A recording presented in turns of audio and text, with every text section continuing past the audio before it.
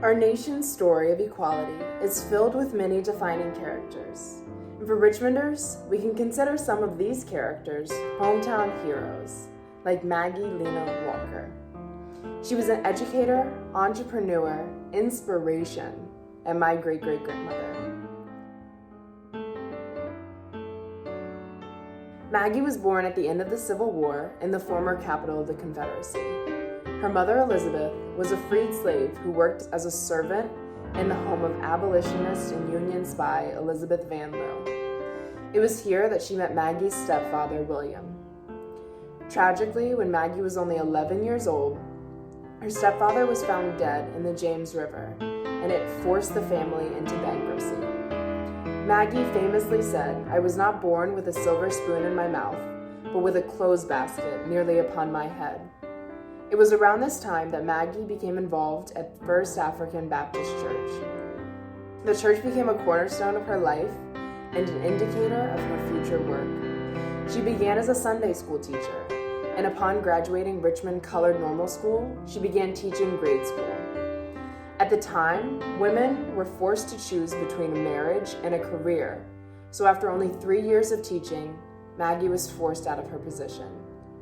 She still remained involved in the church and later on joined the Independent Order of St. Luke. The order was founded in Baltimore, Maryland at the end of the Civil War as a beneficiary society that aided African Americans in insurance coverage, funeral costs, and community building. By 1899, the Independent Order teetered on bankruptcy with only $31 in the treasury. No man stepped up to the challenge. The order didn't need a man, they needed Maggie. In 1901, she became the right-worthy Grand Secretary and laid out her vision, including a newspaper, bank, and an emporium. That next year, the St. Luke Herald began printing issues revolving around race relations in our city as well as the country. Then, she became the first African-American woman to found and charter a bank in America with the St. Luke Penny Savings Bank.